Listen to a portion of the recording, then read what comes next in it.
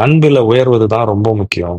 இந்த தெய்வீக தன்மையை உணர்ந்து, எவ்ளோ அதிகப்படியான தெய்வீக தன்மையோட உங்கள ஆறா டெவலப் ஆயி, இல்லாட்டி தெய்வீக தன்மையிலே மிளிர்ந்து இருக்கிறீங்க. நான் ஒரு ஹையர் ஸ்டேட் ஆஃப் கான்ஷியஸ்னஸ் இருக்கீங்கன்னு சொன்னாலும், அது எப்படிப்பட்ட ஒரு விஷயம் அப்படின்னா, கஷ்டமான விஷயங்க, காம்ப்ளக்ஸான விஷயங்க, ரொம்ப நுட்பமான விஷயங்க, இந்த அனுபவத்த பெறுவதுன்னு நீங்க எத சொன்னாலும், அது எந்த நிலையில இருக்கு அப்படின்னா, ஒரு கடல்ல இருக்கிற கடல் தண்ணிய ஒரு ஈ போய் தன்னோட நாக்கால சுவைத்த மாரி தான் இருக்கும். நீங்கள் பெற்ற அனுபவம் வந்தது அவ்வளவுதான்.